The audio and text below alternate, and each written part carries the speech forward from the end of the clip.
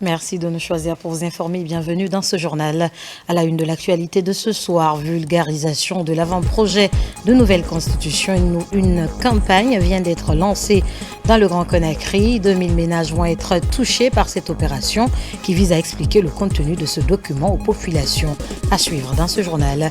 Et puis une nouvelle étape vient d'être franchie dans la mise en valeur du minerai de fer des Monimba. Un premier lot d'engins vient d'être réceptionné à Kourimale. On fera le point tout à l'heure dans ce journal. Dans le secteur de l'élevage, plusieurs efforts sont fournis par les autorités de tutelle. D'ailleurs, une mission d'inspection est sur le terrain pour coordonner l'entrée des animaux dans les zones rurales. C'est tout pour les sommaires. Encore une fois, bonsoir et bienvenue à tous. Coopération bilatérale. Le chef de l'État en compagnie de son épouse a pris part ce mardi à la cérémonie d'investiture de son homologue John Dramani Mahama sur invitation de ce dernier. Le couple présidentiel a quitté Conakry pour Accra vers 8 heures. Après 2 heures de vol, l'avion présidentiel a atterri à l'aéroport d'Accra où une forte délégation ghanéenne attendait le général Mamadi Doumbouya. Oumar Bari, compte rendu. Ce mardi 7 janvier 2025 marque un événement d'une grande portée pour les relations diplomatiques entre la Guinée et le Ghana, avec l'investiture du président élu du Ghana, son Excellence John Dramani Mahama. Invité officiellement par ce dernier, le président de la République, son Excellence le général Mamadi Doumbouya, en compagnie de son épouse, Madame Lauriane Doumbouya, a dans un esprit panafricain quitté Conakry ce mardi à destination d'Accra, où il prendra part à cette cérémonie symbolique marquant l'entrée en fonction du nouveau dirigeant ghanéen. Cette invitation de son Excellence John Dramani Mahama à son homologue guinéen témoigne des liens forts et durables entre les deux nations ouest-africaines. Elle reflète non seulement une relation d'amitié, mais aussi une volonté partagée de consolider les échanges bilatéraux tant au niveau politique qu'économique. Le président John Dramani Mahama, dont la victoire lors des élections présidentielles du 7 décembre 2024 a marqué une étape importante dans la vie politique du Ghana, a vu dans la présence de son Excellence le général Mamadi Doumbouya une opportunité pour renforcer les relations fraternelles entre Conakry et Accra, mais aussi pour affirmer la coopération dans divers domaines d'intérêt commun. L'invitation du général Mamadi Doumbouya est ainsi un signal clair de l'engagement des deux chefs d'État à poursuivre leurs efforts pour renforcer les relations de coopération solides et constructives que la Guinée et le Ghana ont entretenues dès les années d'indépendance sous la direction des présidents Ahmed Sékou Touré et Kwame Nkrumah. Le départ du général Mamadi Doumbouya à l'aéroport international Ahmed Sékou Touré a été marqué par une cérémonie empreinte de solennité.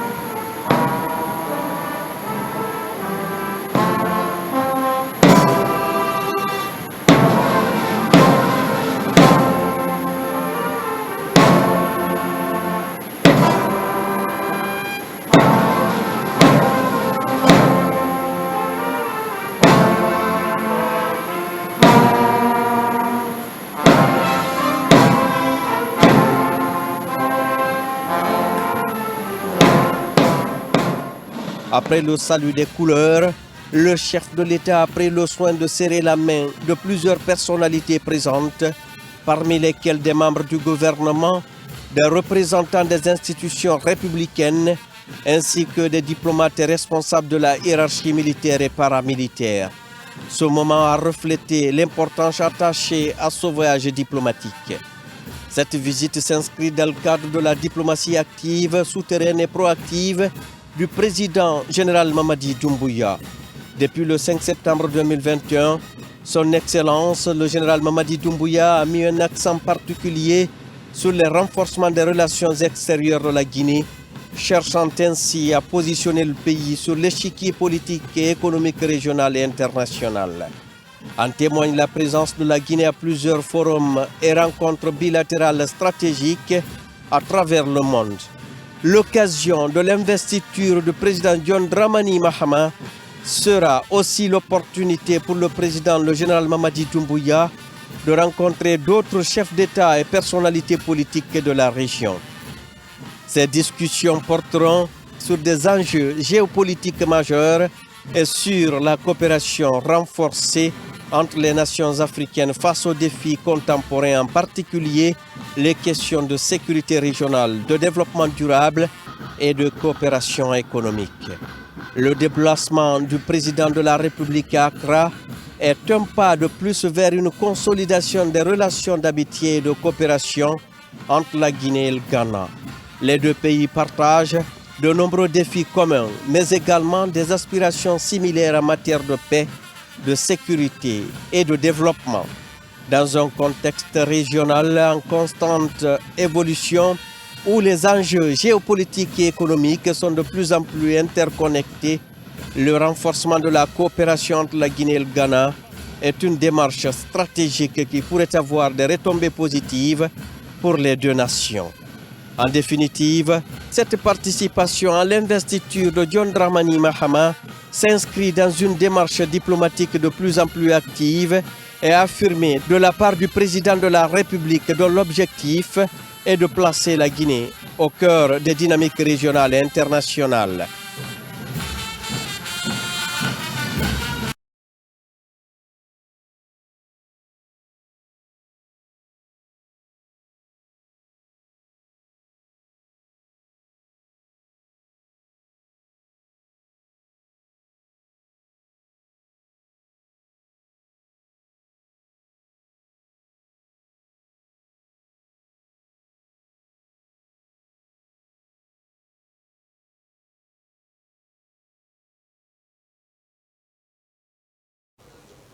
Le chef de l'État, accompagné de son épouse, a pris part ce mardi 7 janvier 2025 à la cérémonie d'investiture du président de la République sœur du Ghana qui s'est déroulée à la place de l'indépendance d'Accra.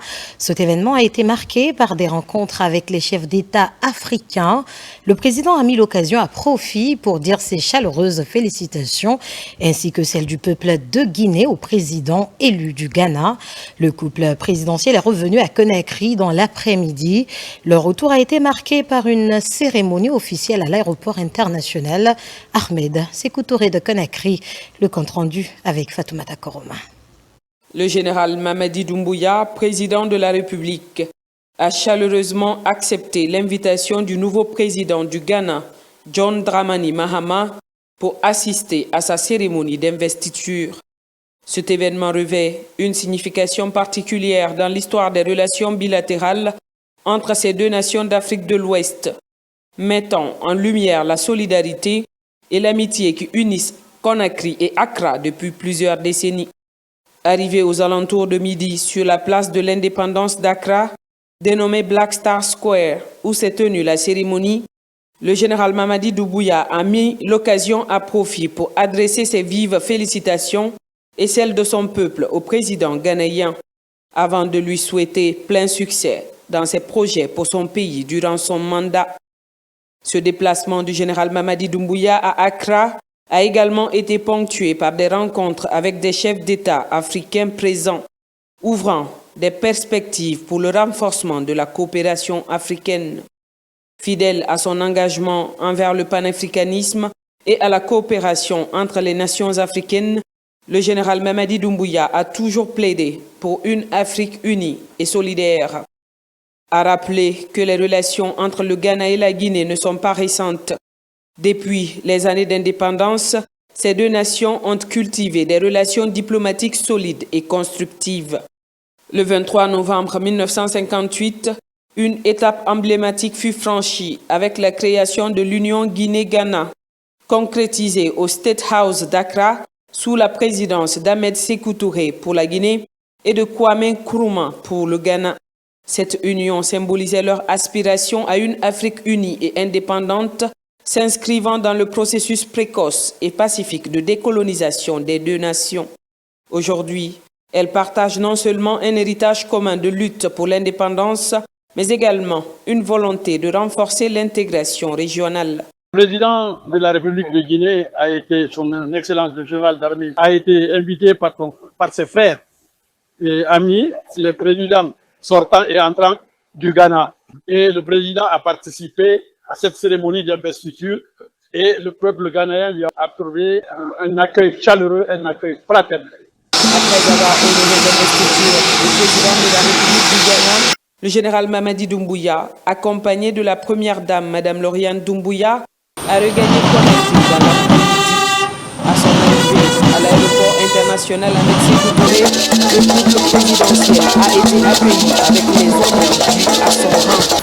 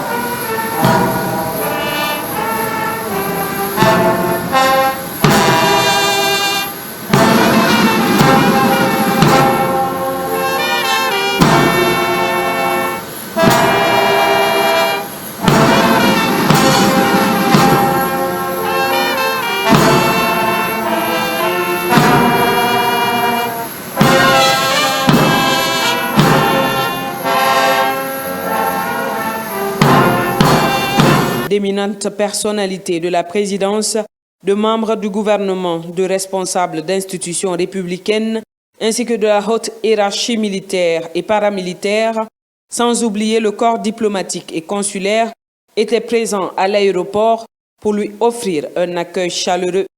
Sur le trajet menant de l'aéroport au palais Mohamed V, le chef de l'État a été salué par une foule enthousiaste qui a réaffirmé son soutien indéfectible aux idéaux et aux actions du Comité national du Rassemblement pour le développement et de son président. Cet accueil populaire témoigne du fort soutien du peuple souverain de Guinée envers son président. Dans un autre registre, le président du CNT à la tête d'une forte délégation parlementaire s'est rendu cet après-midi à l'ambassade des États-Unis d'Amérique en Guinée. Dr Dansa Kourma était venu présenter les condoléances du peuple de Guinée et de son institution au peuple américain à sa représentation diplomatique en Guinée suite au décès de son ancien président Jimmy Carter. Le point avec Robert Siditol. Le président du Conseil national de la transition, Dr Dansa Kourma, à la tête d'une forte délégation parlementaire, vient présenter ses condoléances à l'ambassade des États-Unis d'Amérique en Guinée suite à la disparition de l'ancien président Jimmy Carter. Ces parlementaires compatissent à la douleur du peuple américain, mais surtout témoignent de leur profonde consternation. Jimmy Carter fut un très grand président. C'était aussi un amoureux de l'Afrique, qui aimait beaucoup l'Afrique et les Africains, et qui s'est battu à la fois pour le renouveau des services publics. Donc un pays comme la Guinée qui est en refondation, ça lui parle. Un président qui a estimé que l'administration publique était le cœur de la dynamique positive d'un État. C'était aussi quelqu'un qui était très attaché à la paix. Donc évidemment ça nous parle, nous Guinéens. Toutes les raisons pour lesquelles nous sommes là aujourd'hui, pour accompagner le président du CNT avec une forte délégation de la quasi-totalité des présidents de commission qui sont là pour exprimer leurs condoléances et leur tristesse devant cette situation. Touchée par cette marque de compassion, la chargée d'affaires de l'ambassade des États-Unis en Guinée a salué la démarche de l'organe législatif de la transition. Un acte symbolique qui vise à renforcer davantage les liens d'amitié et de coopération entre les deux pays. On est profondément reconnaissant de tous les efforts que le président de CNDT et son entourage sont venus jusqu'ici et le peuple guinéen qui continue à exprimer leurs condoléances profondes, qui montre notre lien très fort entre les États-Unis et le Guinée depuis 1958. Son héritage de paix, de démocratie et de service public est une fondation d'un État. Et ce sont les liens que moi je vois dans les refondations de la Guinée aussi. Décédé à l'âge de 100 ans, l'ancien prix Nobel de la paix sera inhumé très prochainement à Plains, en Géorgie, sa ville natale, après de nombreux hommages à son honneur. Nous ne changeons pas de sujet suite au décès de l'ancien président américain Jimmy Carter le 29 décembre dernier. Le Premier ministre s'est aussi rendu ce lundi à la représentation diplomatique des États-Unis à Conakry. Amadou Oriba était porteur des condoléances du général président Mamadi Doumbouya, du peuple de Guinée et de l'État pour les États-Unis d'Amérique. Après avoir fini de signer dans le cahier des condoléances, la chargée d'affaires à l'ambassade des États-Unis en Guinée a placé quelques mots. Écoutez le message de Madame Anne au micro d'Ousmane Bangora. Honnêtement, le gouvernement des États-Unis sont très touchés par les condoléances que le gouvernement et des peuples guinéens a exprimées à nous à cause de notre perte de président ancien, M. Carter. Vraiment, c'est touchant pour les gens qui sont venus de loin pour venir ici signer le livre et exprimer leurs impressions. Ça montre à nous tous que nous sommes tous les Arméniens, nous sommes tous les humains et que nous avons une amitié et un partenariat très dur et durable depuis des années. Dans un autre registre, le programme d'induction des nouveaux fonctionnaires a été lancé lundi. Après 40 ans d'arrêt, une relance qui permettra à la Guinée de pallier certaines anomalies constatées dans son administration publique. Cette cérémonie a réuni les membres du gouvernement, du CNRD, des cadres civils au bataillon du quartier général. Caporal Mabinti Keïta, correspondante de la presse militaire.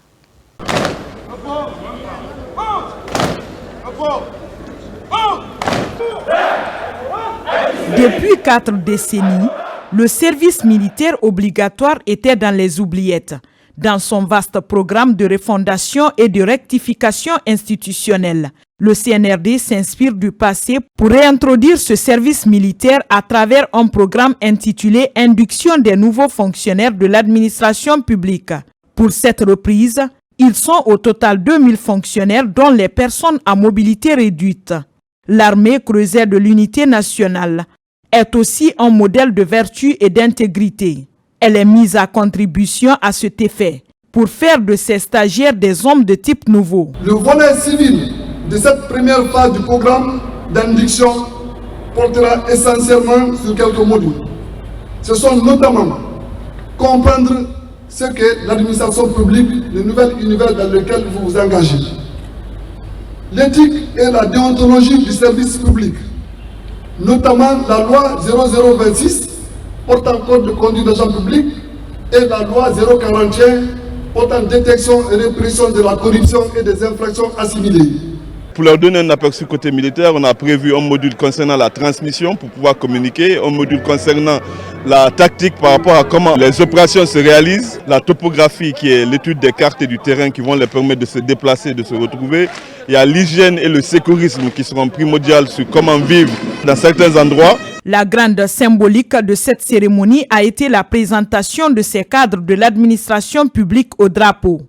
Un moment solennel autour de l'emblème national, symbole de notre souveraineté et de l'unité de tous les fils du pays.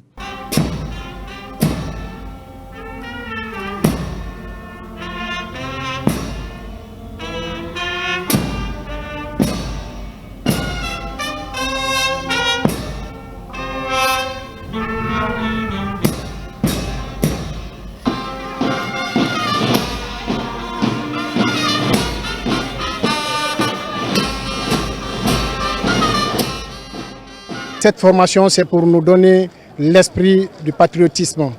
Et après cette formation, nous nous engageons à servir loyalement la nation guinéenne. C'est une journée très importante pour nous, historique. Vraiment, nous remercions le président de la République générale, Mamadi Doumbouya, et le gouvernement. Je compte aider ma nation. Ce vaste programme initié par le président de la République, chef suprême des armées, devrait permettre à ces cadres d'acquérir des connaissances citoyennes, des compétences civiles et militaires, pour une gestion vertueuse de l'administration guinéenne dans l'intérêt supérieur de la nation. Tout ce qui est l'endurance physique, le savoir-être dans la République, le savoir faire dans certains domaines, le sens civique de bons citoyens et quelques règles élémentaires d'un officier ou d'un sous-officier de réserve. Le démontage des armes, le remontage, les marches topographiques et puis le tir aux armes parce que ce sont des citoyens. Et la Constitution dans tous les pays dispose que la défense de la patrie est un devoir sacré pour chaque citoyen. Ces 2000 nouveaux fonctionnaires, après le lancement de ce programme, seront repartis dans 2 centres d'instruction de l'armée, à Kindia et Forekaria. Au terme de 5 semaines de service militaire, ils repartiront dans leurs postes d'affectation respectifs pour servir la République avec abnégation et intégrité. Comme annoncé dans les titres, une campagne de vulgarisation de l'avant-projet de nouvelle constitution vient d'être lancée dans le Grand Conakry. L'enjeu est de toucher 2000 ménages. L'objectif est de présenter surtout l'esprit et la lettre de la loi fondamentale. Après cette opération, un rapport sera élaboré et présenté au Conseil national de la transition dans le but d'enrichir le contenu du document. Abdoulaye Diallo, compte rendu. C'est parti pour la vulgarisation de l'avant-projet de la nouvelle constitution dans les ménages à Conakry. Le coup d'envoi a été donné dans la mairie de Matam. Ici, les agents vulgarisateurs reçoivent les dernières consignes de la coordination de la structure rouge-jaune-vert qui bénéficie de la confiance du Conseil national de la transition pour la vulgarisation du contenu de l'avant-projet de la nouvelle constitution et ses innovations. Nos agents vulgarisateurs vont faire 15 jours en train de rencontrer les ménages. Déjà, le ciblage est déjà fait. Il s'agit de venir vers les ménages pour expliquer le contenu de l'avant-projet de la nouvelle constitution. Nos agents vulgarisateurs, ils sont déjà prêts, équipés mentalement et émotionnellement pour que la vulgarisation se passe dans les meilleures conditions. Le porte-à-porte est la méthode utilisée par les agents vulgarisateurs pour éclairer l'esprit des citoyens sur le contenu de ce document stratégique pour la nation. Pour avoir des résultats fiables, la bonne conduite dans cette opération de vulgarisation est de mise. Les ménages sont déjà ciblés et les agents sont outillés pour la bonne marche de cette opération de vulgarisation qui va durer 10 jours. On a suivi des formations autour de ça. Après, maintenant, là, on a reçu des outils pour tout ça, en fait. Ça veut dire que nous sommes prêts, on a suivi les formations qu'il faut, on a des outils nécessaires pour ça. Nous avons bénéficié de la conférence du CNT pour faire une opération de vulgarisation porte-à-porte de l'avant-projet de la nouvelle constitution dans les 13 communes de Conakry. Dans le cadre de cette opération, nous avons d'abord bénéficié d'une formation que nous avons suivi avec les conseillers au même moment et le personnel du CNT au moment de la campagne que le CNT a menée à l'intérieur du pays. Durant cette vulgarisation de l'avant-projet de la Constitution à Conakry, 2000 ménages seront touchés. Une opération qui sera suivie par la présentation du rapport de vulgarisation du projet au Conseil national de la transition. L'actualité, c'est aussi cette concertation des opérateurs économiques de Matam pour redéfinir les périmètres d'intervention de la Chambre communale de commerce, une revue des attributions pour mieux s'aligner derrière le principe de l'allègement des prix pour soulager le panier de la ménagère Marouane Camara. Pour inviter ses collaborateurs au respect des principes établis par le CNRD pour le bon fonctionnement des institutions républicaines, Le président de la Chambre du commerce de Matam a reçu les opérateurs économiques de sa juridiction. Il a ainsi invité ses collègues à œuvrer pour le bonheur de tous les citoyens en mettant en avant la rigueur pour l'exécution des attributions axées sur l'obligation des résultats. C'est seule l'agriculture qui peut nous faire sortir dans cette situation infernale qui date de très longtemps. Aujourd'hui, si vous voyez, près de 80% de notre consommation de base vient à l'étranger. Donc il faut renverser la tendance. Ça, c'est un. Deuxièmement, même pour s'assurer pour denrées alimentaires, le stock de sécurité, il faut un certain nombre de mécanismes. L'État va nous accompagner pour que les navires de riz soient priorisés au niveau des débarquements. Ça, c'est très important. Deuxièmement, c'est d'aider les opérateurs économiques à obtenir des places pour construire des magasins de stockage importants. En réponse, les opérateurs économiques dans les différents secteurs représentants de la Chambre de commerce de Matam saluent l'initiative et expriment leur détermination à accomplir leur mission. Nous avons des prévisions de plus de 100 000 tonnes. Donc nous demandons vraiment une aide spéciale au gouvernement pour qu'il favorise vraiment l'accostage de nos navires, pour qu'on puisse vraiment décharger nos marchandises en temps réel et pour que ce soit rapide, pour qu'on puisse vraiment approvisionner le marché et qu'on puisse avoir vraiment nos stocks de sécurité avant le mois de Ramadan. La Chambre de commerce, dans ces démarches, se soucie beaucoup de l'allègement de la population parce que quand les produits sont en grande quantité et bien sécurisés, parce qu'il faut prévoir, nous rentrons dans un mois assez spécial, le mois de Ramadan. Ils sont en train de prendre toutes les dispositions nécessaires pour soulager la population. L'objectif visé est de faciliter les échanges en multipliant la sensibilisation pour stabiliser les prix sur le marché. Et disons que c'est une nouvelle étape qui vient d'être franchie dans la mise en valeur du minerai de fer des monts Nimba à Korémalé, à la frontière entre la Guinée et le Mali. Le premier lot d'engins de Nimba Development Company vient d'être réceptionné. Ils seront aussitôt acheminés vers Lola où les travaux devront bientôt démarrer. Lancé Kamisoko Mohamed Salioupaï, Mohamed Lamine Diallo. Ici, à Korémalé, les émissaires de Nimba Development Company sont venus accueillir le premier lot d'engins lourds de la société d'exploitation du gisement de fer des monts Nimba dans la préfecture de Lola. C'est pour la réception et l'entrée des équipements de Nimba Development Company. On est là pour convoyer jusqu'à Lola, où ils sont impatiemment attendus. Pendant que ces machines sont réceptionnées dans la savane guinéenne, du côté de la Basse-Côte, d'autres engins sont également reçus à la frontière avec la Sierra Leone. Ce qui marque un tournant décisif dans la concrétisation du projet minier situé dans la zone tampon de Monts Nimba. À présent, parlons de la gestion durable des polluants organiques persistants, des produits chimiques dangereux. La Guinée dispose désormais d'un plan national de mise en œuvre. Ce plan permet au pays d'inventorier, de classifier et d'assurer la gestion durable de ces produits méconnus du grand public. Mamadou Alpha Baldé pour plus de précisions. Présents dans plusieurs objets du quotidien, les polluants organiques persistants sont des composants chimiques souvent dangereux pour la santé humaine. Leur méconnaissance constitue un réel risque de santé publique. La Guinée actualise son plan national de mise en œuvre pour mieux identifier et gérer ces produits. On est à une trentaine et nous vivons avec, dans nos ordinateurs, dans nos téléphones portables, avec l'incinération des déchets, que ce soit à domicile ou bien dans les décharges ou n'importe où. Donc les polluants organiques persistants, on vit avec.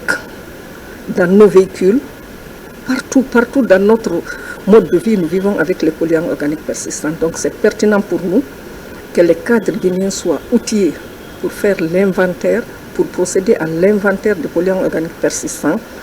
C'est que ce genre de produits sont existants, ils sont parmi nous tous les jours. La Guinée se particularise, comme certains pays de l'Afrique de l'Ouest, par l'hydrologie. C'est un château d'eau, la Guinée, vous le savez bien. Et donc, ne pas cerner ce genre de produits permet de les disséminer d'abord à travers les écosystèmes, la population, la biodiversité, et j'en passe, et aussi un transfert interpays quasiment. Donc, ce genre de produit constitue un enjeu majeur qui est dormant. Ici, des spécialistes de plusieurs secteurs échangent sur la nouvelle classification des produits. Ils sont catégorisés et les nouvelles substances désormais clairement identifiables à travers une procédure adaptée. Les résultats ci-après sont attendus. Le renforcement des capacités des experts nationaux, des autorités politiques et les parties prenantes sur la méthodologie des inventaires des forces. Les participants et les membres du comité de pilotage s'approprieront des techniques de réalisation des inventaires forces pour l'examen et la mise à jour du PNM en Guinée. À l'issue de ces journées de mise à niveau, la Guinée disposera d'un nouveau plan national de mise en œuvre lui permettant de lutter de façon plus efficace contre toutes les formes de pollution chimique. Dans le Kakandé, la valorisation et la commercialisation du riz local étaient au centre des débats entre les paysans du monde rural de la Basse-Guinée et certains partenaires. Il s'agit de passer au peigne fin les avantages liés à la consommation du riz local, mais surtout de créer le partenariat avec certaines institutions et des sociétés minières de la place en vue de faciliter l'écoulement de ce produit. Made in Guinée, Younous Atawel Kamara. Dans le monde rural, plusieurs groupements et associations optent pour la culture du riz de mangrove ou encore Bouramalé. Une agriculture qui se fait sans l'utilisation des engrais, mais très nécessaire pour faciliter la digestion. Ici à Boké, les acteurs de la chaîne de valeur de ce produit local se retrouvent pour échanger sur la valorisation, mais surtout la commercialisation de ce produit. Comme nous sommes en collaboration avec le centre de recherche agronomique de Guinée. Donc, à travers ces gens-là, nous produisons des semences de qualité avec un pouvoir germinatif qui peut arranger le producteur. Aujourd'hui, la fédération est à mesure de fournir certaines quantités de riz net au niveau des consommateurs, des garnisons militaires, grâce à l'appui du gouvernement et des partenaires qui nous accompagnent. Le défi majeur qui se pose à ces producteurs, c'est la mise en marché de ce produit de haute valeur ajoutée afin d'avoir une mise en relation commerciale pour faciliter l'accès à ce riz de haute qualité au marché institutionnel pour plus vraiment de bénéfices pour ces producteurs agricoles à la base. Plusieurs partenaires comme le Programme alimentaire mondial PAM, les sociétés minières et les commerçants prennent part à cette rencontre en vue de créer un partenariat pour la bonne commercialisation de ce produit Made in Guinée. Vu que nous, le PAM, nous avons des besoins des fois en riz, et donc il est question soit de faire un partenariat avec cette ONG ou pas. Au terme de la rencontre, producteurs et partenaires, chacun s'engage à jouer sa partition pour booster la production et la consommation du riz de mangrove dans les ménages. Je vous le disais au sommaire, le secteur de l'élevage continue de prendre une ascension fulgurante en Guinée. Sur le terrain, une mission d'inspection est déployée par le ministère de tutelle. Cette mission, conduite par le Fonds de développement pour l'élevage, a pour rôle de coordonner l'entrée des animaux dans les zones rurales du pays pour réduire la pauvreté et contribuer davantage à la croissance économique durable. Reportage Aboubakar Djabi, Souleymane Kaba. Le développement du secteur de l'agriculture et de l'élevage constitue un défi majeur pour le gouvernement de la transition. Ce vecteur de croissance économique durable suit son envol tout en favorisant la sécurité alimentaire et la réduction de la pauvreté. À cet effet, une mission est déployée sur le terrain pour s'enquérir des réalités du monde rural. C'est une grande tournée des cadres du Fonds de développement pour l'élevage qui cible les grands marchés à bétail et les zones d'entrée des animaux pour la meilleure transhumance en Guinée. Auparavant, cette mission nous avait menés dans les préfectures à grands marchés à potentialité économique où la pratique de la transhumance est très importante. Nous avons profité de cette visite de terrain pour échanger avec des commerçants, des marchands de bétail pour le rayonnement du secteur agricole et particulièrement au développement de l'élevage pour le bien-être des acteurs et des populations qui vivent de ce secteur stratégique en Guinée. Durant plus d'une semaine, cette mission d'inspection du FONDEL a permis de toucher plusieurs localités agro-pastorales du pays. Nous demandons à l'État de nous aider pour que nous puissions vraiment fournir la bonne viande, la bonne qualité à la population pour sécuriser leur santé. Nous sommes là dans le commerce. Si on parle de commerce de bétail viande, on n'a pas un marché de bétail. Pour cette mission, la réglementation de la transhumance est un tremplin pour limiter les conflits entre éleveurs et agriculteurs à travers le pays. Cette pratique ancestrale, qui se perpétue au fil du temps, intègre un ensemble d'approches comme la promotion des investissements et l'appui au développement de l'élevage pour booster l'économie nationale. Et disons que depuis 2013, l'Assemblée générale des Nations unies a institué la Journée mondiale des sols. Cette année, c'est sous le thème « Les données et les informations sur les sols » que le ministère de l'Agriculture et de l'Élevage a célébré cette journée dans la commune urbaine de Popodara, préfecture de la Baie. Cette journée est une occasion pour les cadres et paysans de réfléchir sur l'importance du sol. Sarafdine Diallo, Abdoulaye Diallo. Instituée en 2013 par l'Assemblée générale des Nations unies, la Journée mondiale des sols se fixe pour objectif de sensibiliser et d'éveiller les consciences collectives et individuelles sur l'importance primordiale des sols comme support de vie et du capital naturel. Une étape indispensable pour atteindre la sécurité alimentaire et nutritionnelle, mais aussi comme un élément essentiel contribuant à préserver les écosystèmes terrestres, l'environnement, la biodiversité et la lutte contre le changement climatique. La célébration de cette journée rappelle le gouvernement, les responsables à tous les niveaux et le grand public à reconnaître l'importance de l'agriculture et la protection des sols. Cette 4e célébration de la Journée mondiale des sols en Guinée est organisée par la Direction nationale de Sénasol sous l'égide du ministre de l'Agriculture et de l'Élevage, sous le thème « Les données et informations sur les sols ». La Direction nationale du sol lance un appel solennel à l'endroit des producteurs et tous les promoteurs du secteur agropastoral de s'orienter vers la dite direction pour effectuer les études agropédologiques de leur domaine agricole. Cette journée offre des opportunités de réfléchir sur l'importance de cette ressource vitale pour l'humanité.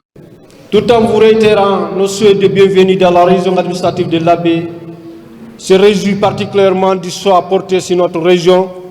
Je voudrais rassurer de la disponibilité des autorités à tous les niveaux à vous accompagner en œuvrant de toutes leurs forces à vos côtés pour l'atteinte des objectifs assignés en faveur du monde rural.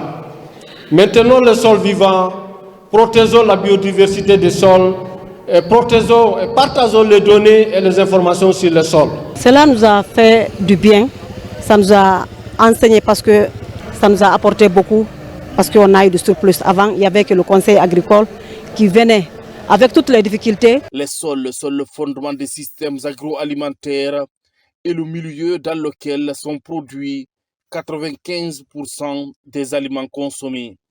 Par ailleurs, les sols abritent à peu près 25% de la biodiversité mondiale.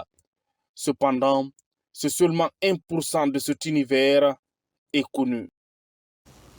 L'année 2025, une année de grandes actions dans la commune urbaine de Sigiri. Les membres de la délégation spéciale adoptent un nouveau plan de développement local qui va toucher tous les secteurs. Une lueur d'espoir pour les habitants qui apprécient des jalons déjà posés. L'idée de renforcer surtout la synergie d'action pour un développement participatif. Diamant Kaba. Depuis avril 2024, il est devenu le symbole de la refondation de Sigiri.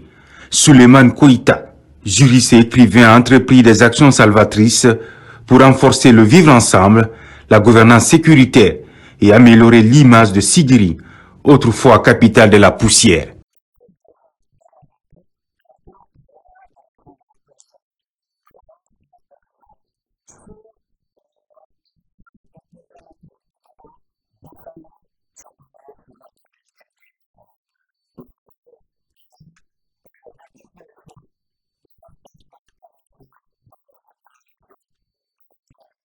À la municipalité de Sigiri, les décisions sont collégiales. Un premier rendez-vous de l'année 2025 est organisé pour renforcer l'action de la ville. Les grandes priorités annoncées font consensus pour améliorer la vie quotidienne. Un plan d'action qui touche tous les domaines.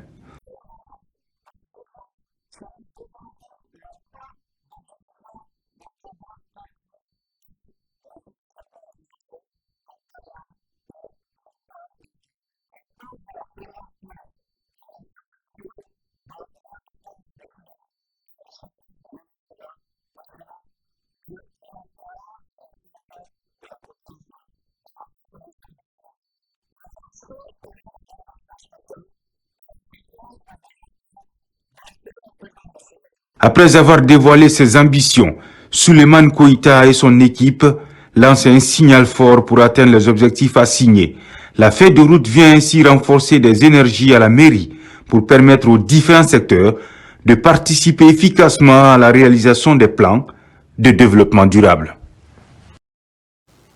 Et puis les jeunes de la sous-préfecture de Bolodou dans la préfecture de Guékédou constituent désormais une association. Elle est dénommée Jeunesse Unie pour le développement de Bolodou. En séjour dans la localité, ces jeunes ont offert des maillots et des ballons à ces écoles primaires et à 2 collèges, ainsi que des fournitures scolaires, un geste auquel viennent s'ajouter des doléances. Saint-Martin, Fancinadono, Kandesila. Bolodou, l'une des sous-préfectures de Guékédou. Pour son développement et la cohésion sociale entre ses communautés, ses fils et filles ressortissants vivant à travers le pays et à l'étranger s'organisent et composent désormais une association dénommée Jeunesse Unie pour le développement de Bolodou. À la fin de l'année 2024, les membres ont fait le déplacement dans leur localité pour offrir des fournitures scolaires à 16 écoles primaires et à 2 collèges et 2 jeux de maillots de sport, ainsi que 2 ballons à chaque équipe des 12 districts. Nous voulons vraiment de l'harmonie, de l'entente dans notre sous-préfecture. On ne va pas s'arrêter là, ce n'est qu'une partie remise. Nous on reviendra encore pour lutter pour que nous puissions vraiment voir le développement de notre sous-préfecture. C'est pourquoi je profite pour vraiment interpeller les autorités à tous les niveaux, en commençant même par le président de la République, le président Mamadi Doumbouya, pour que vraiment ce qu'il a commencé, qu'il continue encore à le faire. C'est pourquoi nous aussi, on l'interpelle pour que vraiment la jeunesse de Bolodou puisse vraiment aussi avoir quelques infrastructures, les écoles, pas de routes, manque d'enseignants. Outre les actions visant à promouvoir l'éducation, le sport et le bien-être des enfants et adolescents de leur commune rurale, les membres de l'association des Jeunes Unis pour le développement de Bolodou ont formulé des doléances pour la réalisation des infrastructures publiques en faveur de leur communauté. Nous recommandons à l'État de nous aider à avoir des enseignants titulaires parce que nous avons la plupart de nos écoles, il n'y a que le directeur qui est titulaire, les autres sont des contractuels. Au niveau du collège et au niveau de l'élémentaire. Mais aussi nous aider à construire les centres d'encadrement communautaire, les CEC, les rénovations des écoles. Quand je prends le collège de Bolodou, qui ne répond plus aux critères, le bâtiment est complètement délabré. Les principales difficultés, c'est la route. Le gouvernement de nous aider, aux ONG de nous appuyer avec les petits outillages. Évidemment, la résidence est prête à travailler, mais si on a les petits outillages, on peut faire les petites ouvertures. En fournissant des matériels éducatifs et sportifs, la Jeunesse Unie pour le développement de Bolodou espère encourager les jeunes à s'engager dans leurs études et à participer à des activités sportives, renforçant ainsi les liens communautaires. Pour finir, les fidèles chrétiens de l'Abbé peuvent désormais faire le pèlerinage sur place. C'est en faveur de la 27e édition de l'année du Jubilé, une instance qui célèbre l'ouverture de la porte sainte du pèlerinage. On fait le point avec Sarafdine Diallo et son Assagnon. À l'Abbé, c'est une première fois que la paroisse Notre-Dame du Mont-Carmel soit érigée en lieu saint de pèlerinage par les autorités chrétiennes. Pour magnifier la 27e année de jubilé, les fidèles chrétiens ont parcouru des kilomètres à pied dans une communion religieuse. Cette solennité est dans la mouvance de l'année jubilaire, ouverte solennellement à Rome la nuit sainte de Noël et placée sous le thème pèlerin de l'espérance, et dont nous célébrons en ce jour l'ouverture solennelle dans les églises particulières. Accueillons avec joie l'invitation du pape François à vivre ce jubilé comme un temps unique pour chacun de nous, de redécouvrir la miséricorde infinie de Dieu. Le jubilé est un moment pour les fidèles chrétiens de prier, de pardonner et de poser des actes de charité envers leur famille et les autres citoyens. Nous nous rassemblons pour contempler la famille de Jésus, Marie et Joseph comme modèle de foi, de charité et d'espérance pour toutes nos familles, pour nos communautés, pour l'Église et pour le monde. Dans une ferveur religieuse, les fidèles chrétiens de la paroisse Notre-Dame du Mont-Carmel de l'Abbé invitent l'ensemble des Guinéens à l'unité nationale et au vivre ensemble, ce dans l'élan de développement du pays. J'invite tous les Guinéens en cette journée de marcher dans un même élan pour la paix dans notre pays. Selon l'évêque, on a bien entendu que c'est une année de paix, une année de pardon, une année de réconciliation. Donc, nous devons nous pardonner. Nous demandons alors, que ce soit à l'abbé ou bien surtout en Guinée, qu'on se pardonne, qu'on prône la paix. Les origines historiques du jubilé remontent à l'Ancien Testament. À 1300, le jubilé est une occasion unique pour consolider la foi, favoriser les œuvres de solidarité et de communion fraternelle au sein de l'Église et de la société. C'est cet élément, mesdames et messieurs, qui met fin à ce journal. Merci de nous avoir reçus chez vous. Prenez soin de vous et de vos proches. Guinée, terre de richesse, d'opportunités et d'innovation. Bonsoir.